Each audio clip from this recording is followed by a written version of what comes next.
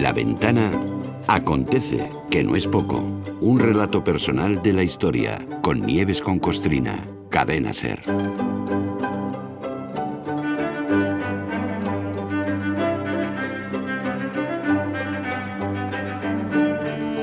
Nieves, buenas tardes. ¿Qué tal, Marta? Buenas tardes. Mira, hoy que hemos hecho el programa desde el Museo del Ferrocarril, tú que siempre hilas tan fino, nos traes un acontece de ferrocarriles, de corruptelas y de monarquía. Sí, me lo iba a perder yo. Esta no me la quería perder. Porque es que es justo el negocio principal con el que se inauguró en España la corrupción de los Borbones. El de los ferrocarriles. Claro, es que fue ahí. Muy pocos, yo no sé si tú tuviste la suerte de verlo, pero muy pocos han sido los afortunados que han podido ver una magnífica producción del Centro Dramático Nacional titulada Breve Historia del Ferrocarril Español, que es de Joan Yago como autor y Beatriz Jaén en la dirección. Porque esto es una sospecha mía, pero creo que el Centro Dramático Nacional no deja que esa joya la saboree todo el mundo. Ahí está contado todo porque al es detalle. Espinosa. Es muy espinosa y triunfa por donde va y no hay forma de pillar entradas. Lo que pasa es que siempre se ponen salas muy pequeñitas, muy pequeñitas. Pero es una obra para tenerla en escena hasta que la haya visto el último español y acaben de entender el lucrativo negocio del que se han beneficiado los Borbones a costa del Estado desde que se tendieron las primeras vías en este país hasta que se han tendido las del AVE a la Meca, que hemos tenido esto ha sido actualidad hasta hace nada. No hay obra que refleje con semejante fidelidad la corrupción desde Cristina de Borbón a los Borbones actuales. Y el ferrocarril ha sido una de las grandes fuentes de ingresos. El ferrocarril fue uno de los negocios que convirtieron a la España de mediados del 19 en el paraíso del pelotazo. Aquella época, bueno, aunque no tuviera nada que ver con el tema, pero fue una época en la que hasta el director del Banco de España acabó en la cárcel por desfalco, no por comprar fotos. Ya.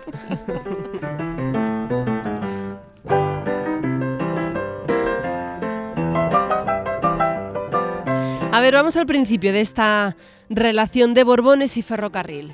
Pues mira, apenas 150 años separan el viaje del ferrocarril Madrid-Aranjuez, el primero del que pudieron beneficiarse la Borbona y su camarilla, y la inauguración del AVE a la Meca, que es el último del que se han beneficiado.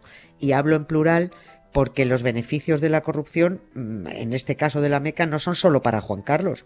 De esa corrupción se han beneficiado, se benefician y se van a beneficiar todos sus descendientes, todos, ¿eh? Ahí están las herencias, aquí no hay nadie inocente, estaban todos informados. Y aclaro una cosa, el viaje Madrid-Aranjuez fue el primero en el que metieron mano los Borbones, pero no fue el primer viaje de ferrocarril en España. Lo que pasa es que en el primero, hasta donde sé, ahí no pudieron meter mano. Vaya eso en beneficio de los catalanes. Porque el primero fue de Barcelona a Mataró, ¿no? Exactamente. Esa línea, ¿por qué se les escapó? Bueno, pues porque los dos empresarios que pensaron en invertir en esa primera línea férrea de la península, no de España, porque en Cuba, que era España entonces, se había inaugurado otra pequeña línea entre La Habana y Güines. Esos promotores fueron Josep María Roca y Miquel Biada, que no estaban en la órbita negocianta de los Borbones, ellos iban por otro lado. Ellos se fijaron en el primer ferrocarril británico. ¿Cómo lo hicieron? Porque era para el transporte de mercancías. Buscaron financiación en Londres y entre la burguesía catalana, porque su objetivo inicial era, tal y como se fijaron allí en Gran Bretaña, su principal objetivo era el transporte de mercancías, aunque luego eso acabó pitando para el transporte de viajeros. Que no estuvieran en la órbita de los Borbones tampoco quiere decir que no fueran unos súbditos cortesanos, porque el plan que tuvieron era haber inaugurado el primer ferrocarril de España, Barcelona-Mataró, el 10 de octubre de 1848, el día que Isabel II cumplía 18 años. O sea, que lo querían hacer por ella, pero no pudo ser porque la cosa se retrasó y ya no les coincidió el cumple. Cuando los empresarios Roca y Biada pusieron en marcha su proyecto, Cristina de Borbón aún no había echado el ojo al ferrocarril, aún no había podido meter la mano.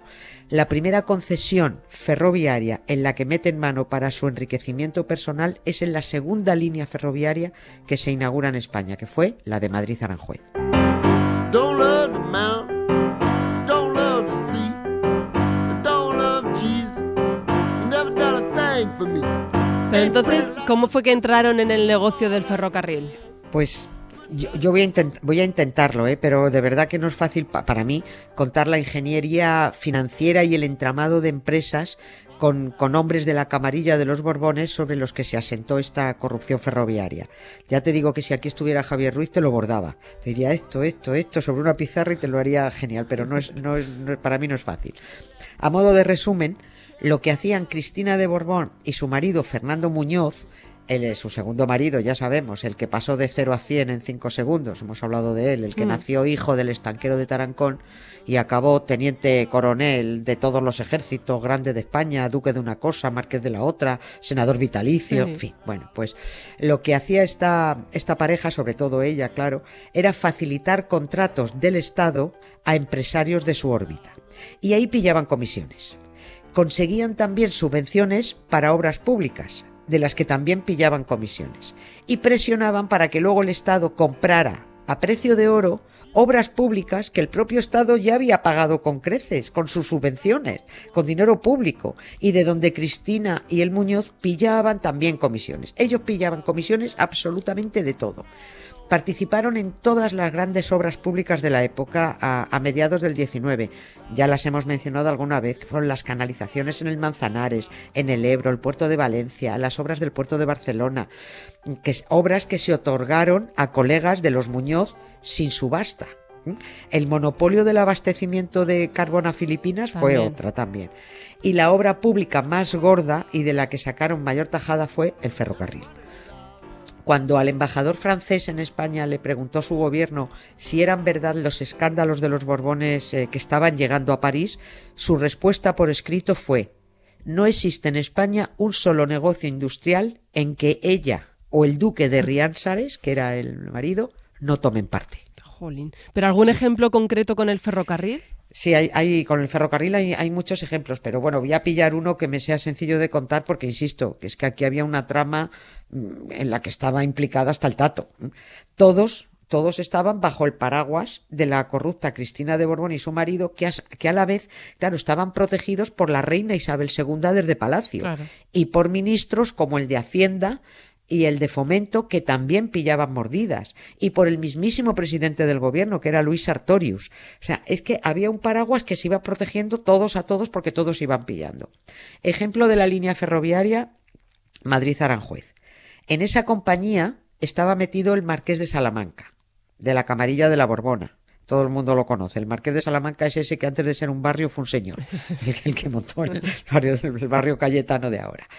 Y este hombre tenía entre sus socios al cuñado de la Borbona, al otro Muñoz, es decir, a otro hijo del estanquero de Tarancón, que por supuesto ya no era hijo del estanquero de Tarancón. Ya tenía un título. Este ya era conde. Claro. Pues una vez conseguida la concesión estatal para atender esta línea Madrid-Aranjuez, el marqués de Salamanca pidió al gobierno prolongarla hasta Almansa, porque su idea luego era tirar camino de Valencia o Alicante y abrir todo ese transporte al Mediterráneo. El gobierno dice: vale, te doy la concesión Aranjuez-Almansa. Lo de llegar al Mediterráneo, eso ya lo vemos más adelante. Para conseguir esa concesión, tuvo que hacer una oferta pública, porque había otros empresarios interesados en construir también el ferrocarril. Pero el marqués de Salamanca hace una oferta bajísima, ridícula, para hacerse con la concesión. Los expertos europeos que tenía contratados el gobierno como asesores en estos asuntos aconsejaron que como mínimo la concesión fuera por 5 millones de reales, como mínimo 5 millones. Bueno, pues el marqués de Salamanca ofreció 2,5, fue la mitad, y se quedó la concesión. Claro, los otros aspirantes no podían ofrecer tampoco. Wow, I feel good. I knew that I would not. I feel good. I knew that I would not. So good. So good, I got you. Pero Nieves, ¿había algún tipo de control gubernamental o no? No, ¿qué va? No, todo esto se concedía a dedo y se concedía por las presiones de Cristina de Borbón al gobierno. La oferta ridícula que hizo el marqués de Salamanca no la podía igualar nadie y no era aceptable, pero el gobierno cerró el contrato a espaldas de las Cortes. Y también las subvenciones para la construcción se daban a dedo. Y luego las líneas se vendieron al Estado por mucho más de lo que había costado hacerlas, pero que se habían hecho con dinero público, con esas subvenciones. O sea, es que era todo una ida y venida de dinero y de comisiones impresionante. Y no puedo y tampoco quiero enredarme más porque es que es un asunto farragoso de contar. Era una trama de corrupción absolutamente escandalosa.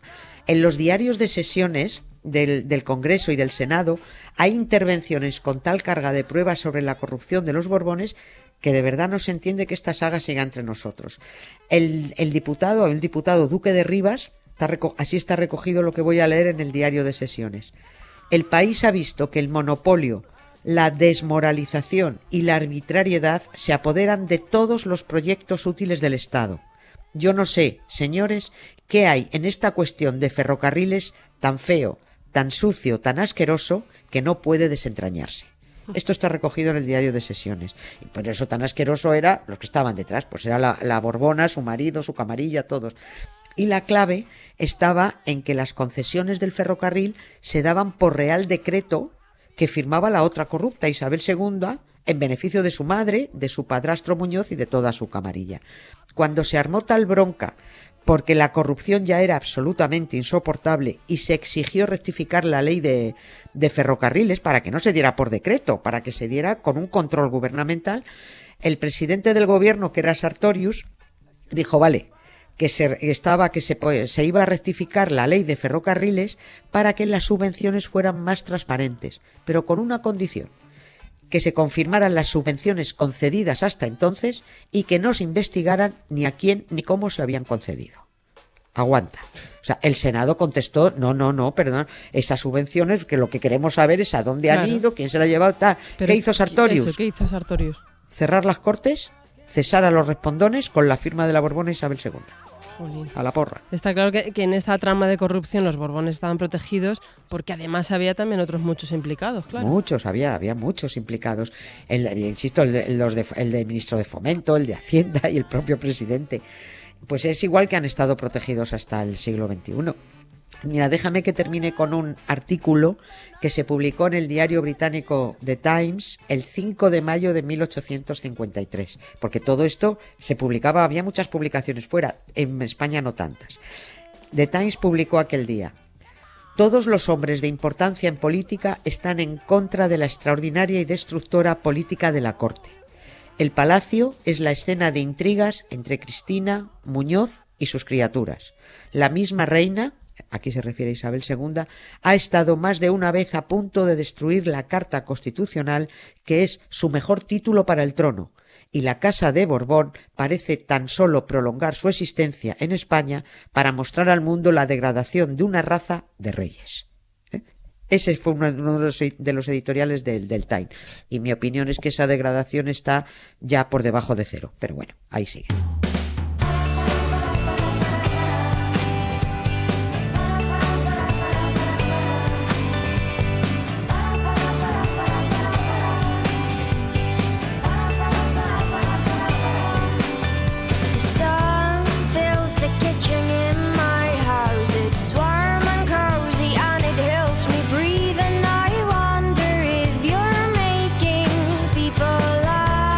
Gracias, Nieves. Gracias a ti, Marta. Hasta la semana que viene, un beso. Hasta la semana que viene, un beso para ti también. Chao.